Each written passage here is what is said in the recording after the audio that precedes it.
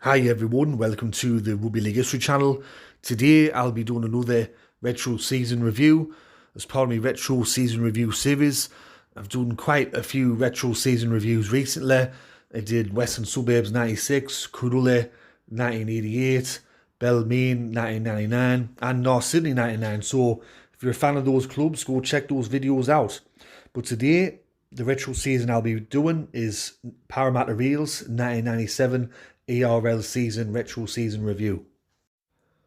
Before I talk about the 97 season proper, I thought I'd just put a bit of background and a bit of emphasis on the build up to this season. So, as we all know, Parramatta won their fourth premiership in 1986, but before that 97 season, it were a very bad time for the club. It were a very mediocre time.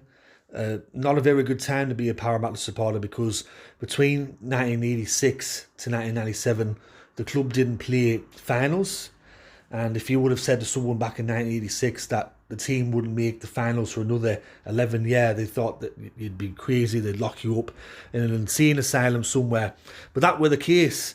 There was lots of very bad years on the field and off the field for Parramatta. And the highest finish before the 97 season was 7th in 1987. One thing around this time though was Parramatta was one of the few clubs that I think benefited from the Super League war. In 1995 and in the 1996 they managed to sign the Canterbury Four, Jared McCracken, Dean Page, Jason Smith and Jim Dimmock, and they also recruited very heavily in that 1996 season. In 1996 they didn't make the finals, but in the off-season, they recruited Brian Smith as head coach, and they also recruited some more players to form quite a strong team. Before the 97 season began, Parramatta competed in the 1997 World Sevens series, and they made the grand final, and they defeated North Sydney 32 points to 22 in the final, which was played at the Sydney Football Stadium.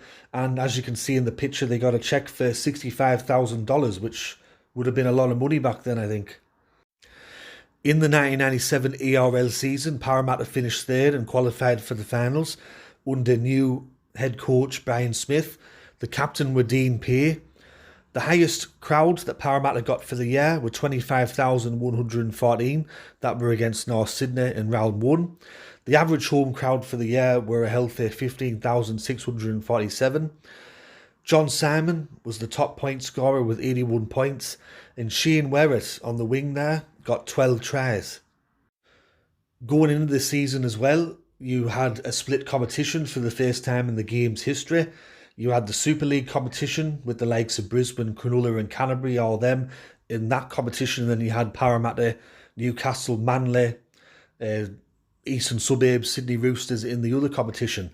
And to start off the 1997 ERL season, Parramatta got off to a great start. In round one, they beat North Sydney, who were one of the favourites for the competition last year, 10 points to 8 at Parramatta Stadium.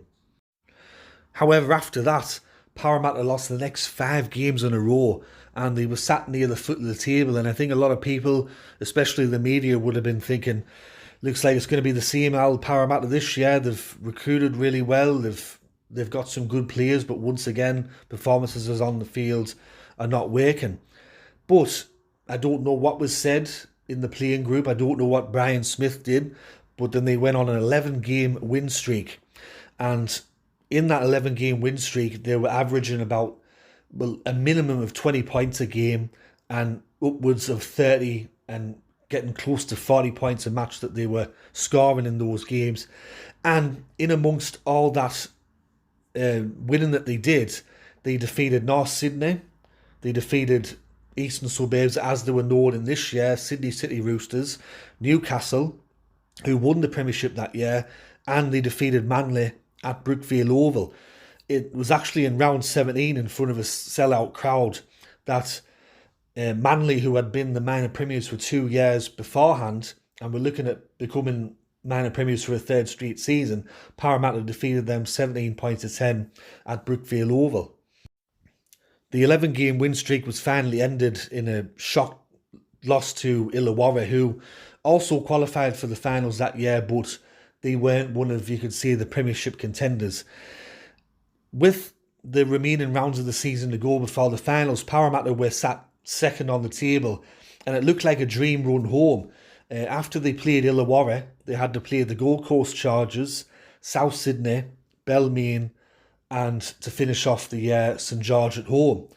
They managed to defeat the Gold Coast, South Sydney, and they also suffered another shock defeat, this time against Balmain. And in the final round of the year, they drew 12-all with St George to finish third on the table. With the club finishing third, it set up a qualifying final meeting against Newcastle at the Sydney Football Stadium. As I've just mentioned earlier in the video, it was Parramatta's first finals match for 11 years. And in the early stages, it didn't disappoint. After 16 minutes, Parramatta led the game 18 points to 0. But as has been the case for Parramatta for a number of years, this goes beyond Brian Smith and his coaching. It goes on other sides. They ended up losing the game 28 points to 20 after being up 18-0 after 16 minutes. And I remember watching the game myself, and I weren't pleased with that result, let's just put it that way.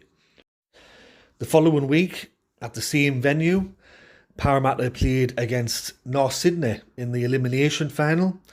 And once again, Parramatta were up early in the game.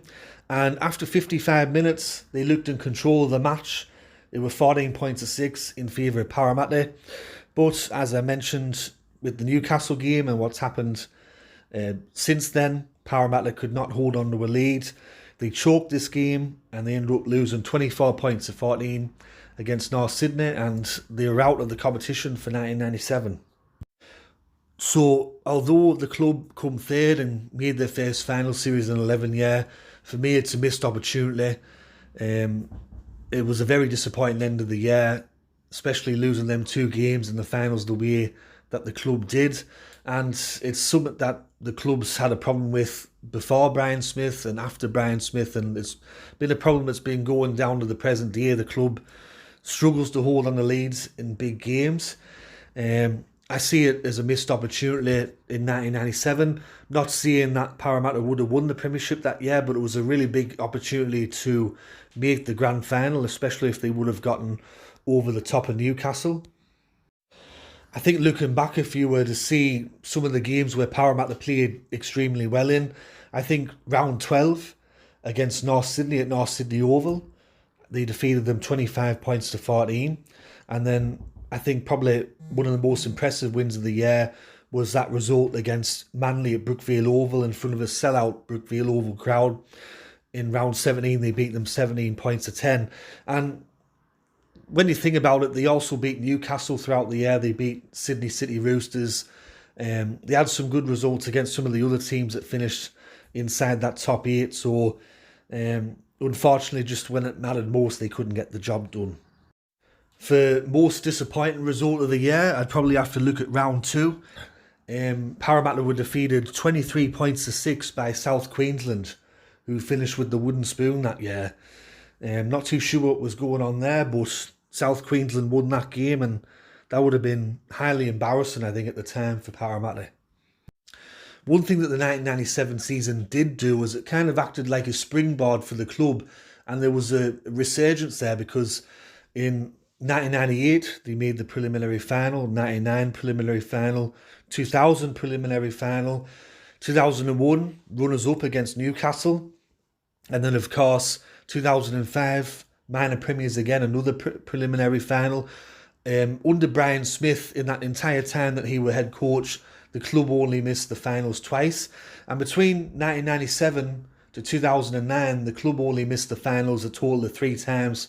And they made 5 preliminary finals and won 2 minor premierships. So that period between 97 to 2009 was a good time to be a Parramatta supporter, even though, yes, they didn't win the premiership. They were up there competing for the premiership, and they were playing well and making the finals and getting towards the business end of the year. And that's what you want as a fan. You don't want your club missing out on the finals and being down towards the bottom. So that concludes my video of my retro season review for Parramatta in their 1997 season. I hope you enjoyed this video. If you did, let me know in the comment section below. Let me know which retro season review you'd like me to do next, or a club that you'd like me to feature. You know, they say that nobody cares about the old days. They say that nobody cares about the old players and all the things that happened in the past and the players that built the game, and the modern NRL viewer doesn't care about the old days anymore. Well, the people that follow this channel, you prove that you do, and it's much appreciated that you've been watching the videos and supporting this channel and the Facebook and Instagram channel since they started. So this has been Rugby League History, and I'll catch us all later in the next video, which will be tomorrow with Just Rugby League, doing another episode of the View from the North podcast. Alright, tatty bye for now.